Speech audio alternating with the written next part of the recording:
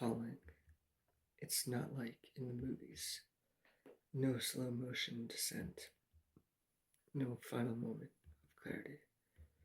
Just the void and the silence until the impact.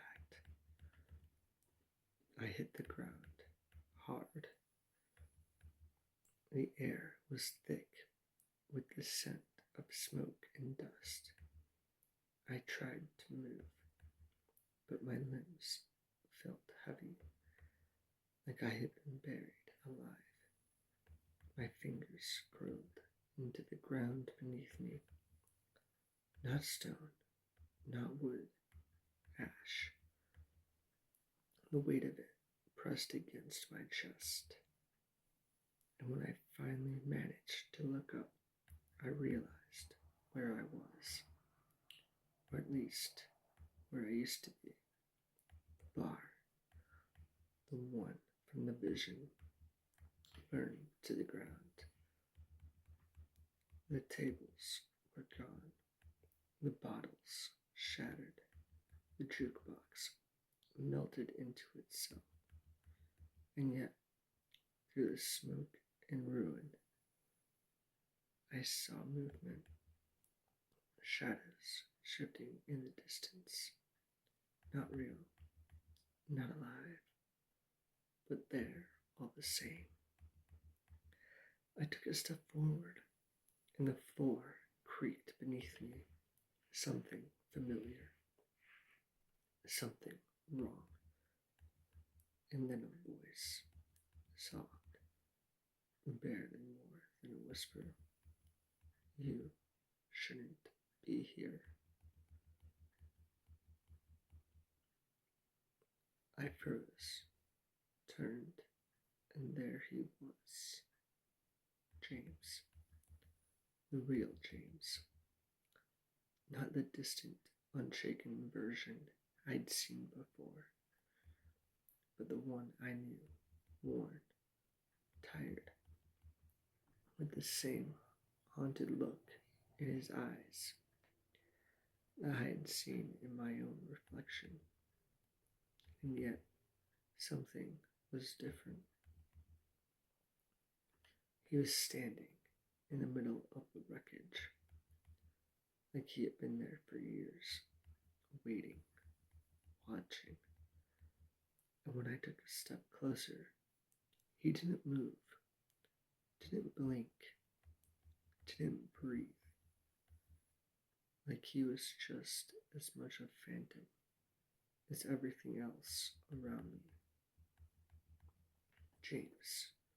My voice sounded wrong, like it didn't belong in this place. He tilted his head, not in recognition, but in pity, like he already knew what I had done, what I had lost. And when he finally spoke, his words cut through the thick air like a knife. You made the wrong choice. The memories hit me like a punch to the gut. The bar, the other version of me, the deal, in the moment I chose to walk away. James took a step forward. The embers beneath his feet barely stirred, like he was moving through a dream or a memory. This isn't real, I muttered. But even as I said it, I wasn't so sure. Because if this wasn't real, then why could I still feel the heat against my skin? Why could I smell the smoke in my lungs? And why could I still hear something moving beneath the ashes? I followed James through the ruins. Each step sent small plumes of ash swirling into the air, like the ground itself was still breathing. He stopped at what had once once been the center of the room, pointed downward and said, "Dig." My stomach twisted, but I obeyed.